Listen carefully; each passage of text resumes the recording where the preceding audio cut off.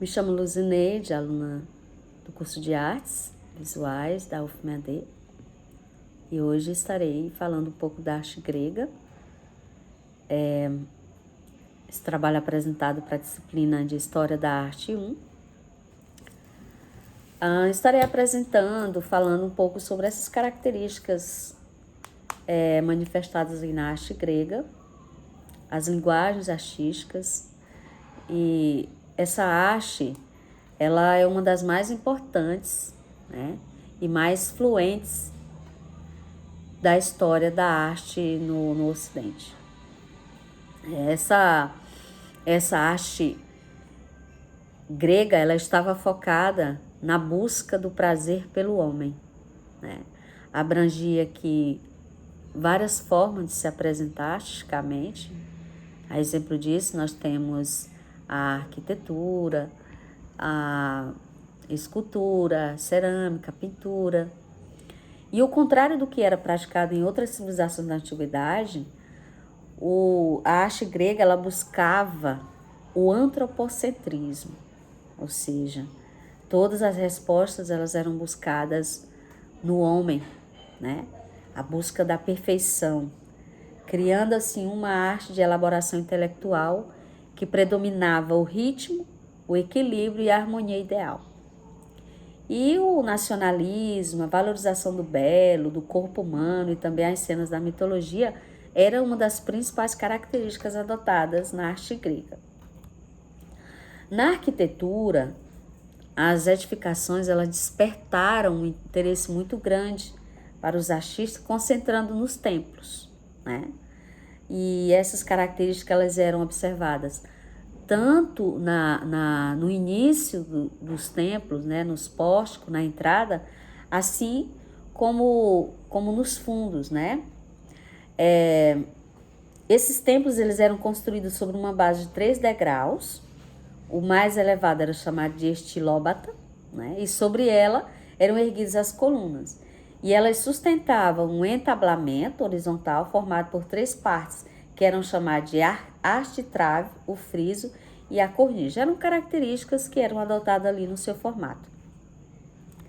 E eles atentavam, né, para algumas características distintas, que era o uso de colunas, frontões, frisos, e esses frisos eram os decorativos, né? Eram divididos em 3 tipos principais, que era o dórico, o jônico e o corinto. Então, cada um representava ali as suas principais características. Eles eram os principais templos gregos da época, né? E a gente tem o principal aqui com mais destaque, o Párteno, que está em Atenas, né? E um dos mais famosos exemplos de arquitetura grega, né?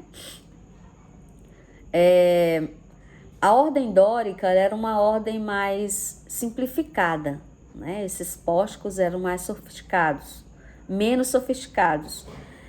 Tem outros exemplos, por exemplo, Tessenio, que era o templo dórico também em Atenas, né?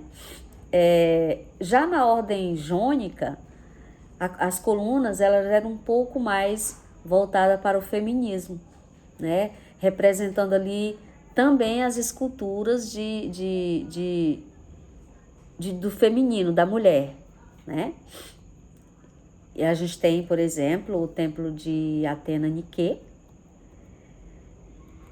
E nessa característica dos coríntios já era mais um modelo sofisticado, né? Onde aparecia ali em formato de folhas, espirais simétricos, usado ali para representar a ostentação, né? Nesse contexto coríntios.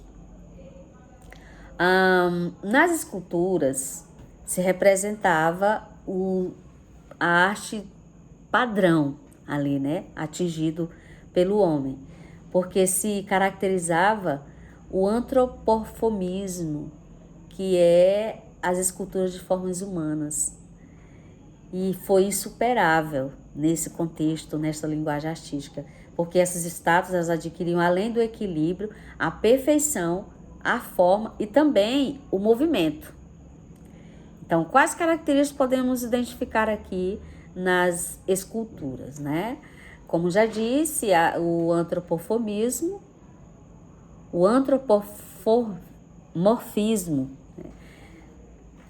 representação das formas humanas, o antropocentrismo, que era a valorização do homem nas artes, o equilíbrio das formas e as sensações de movimento. E no período arcaico começaram a esculpir em mármores, né? Antes era apenas em argila. Então, grandes figuras de homens, né? Com simetria rigorosa, apenas a parte da frente, com o peso do corpo ali distribuído nas duas pernas.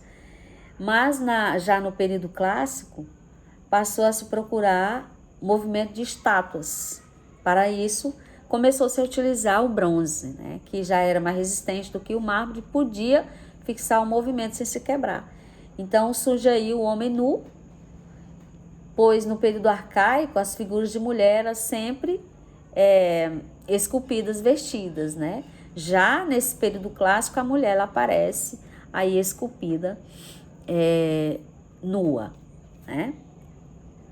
E a gente tem o Lísipo, que representa o homem tal como se vê, e não como verdadeiros são em retratos.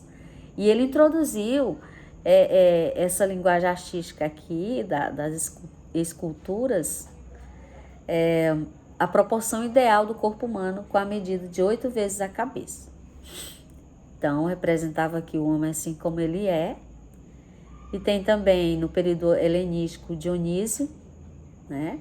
Já se observa aí o natural mesmo, eram representados apenas de acordo com a idade e a personalidade, né? E também representava ali as suas emoções, como que esse ser, que estado de espírito ele estava ali naquele momento, né?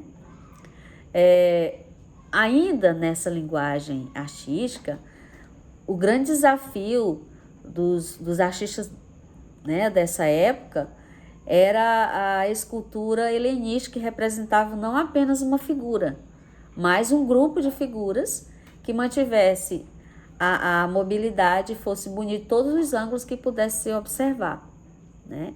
Então, não se representava apenas o homem individual, mas agora um grupo de homens nessa característica, né? Assim como são, mas agora um grupo.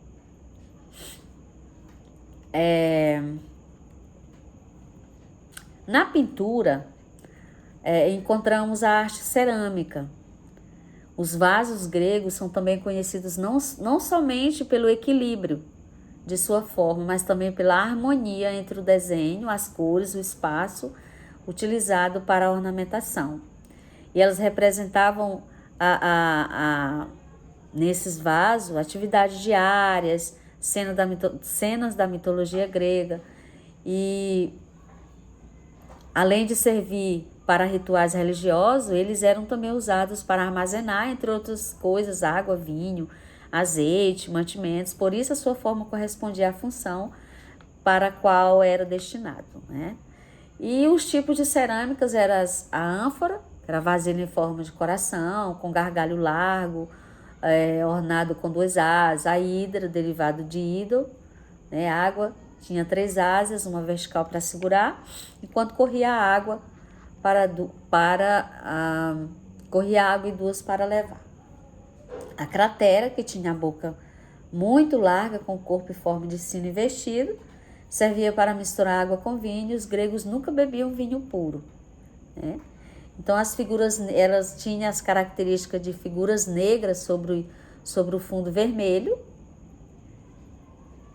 as figuras vermelhas sobre o fundo negro, e representação de um banquete, por exemplo, pintada em um vaso, né? Como disse, representava cenas do cotidiano. E também tinha figuras vermelhas sobre o fundo branco, que era a característica da pintura desses vasos. Além dessas formas artísticas aqui faladas, pode-se observar também a arte grega. Ela também teve o seu momento, por exemplo, utilizado nas moedas, né? Joias e relevos em pedra. As moedas gregas, elas eram frequentemente decoradas com imagens de deuses, de heróis, enquanto as joias eram feitas de ouro, prata e pedras preciosas, e apresentavam designs, né, bastante intrincados. Os relevos em pedras eram frequentemente usados para decorar templos, monumentos, e apresentavam cenas da mitologia grega e também da história, né, da cultura da região.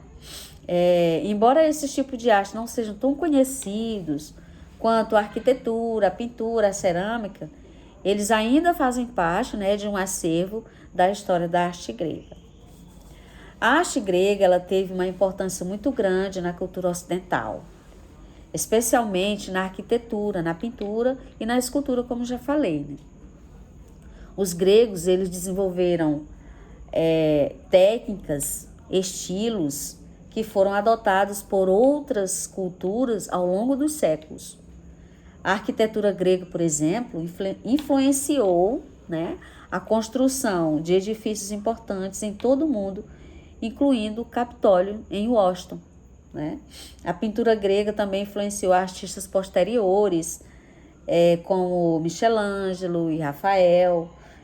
E a escultura também, ela influenciou a arte romana e também a arte renascentista. Também teve um impacto significativo na filosofia, na literatura, na política. Em suma, a arte grega é uma parte importante da história da arte, da cultura ocidental, e seu legado, ele ainda é pertinente até os dias de hoje.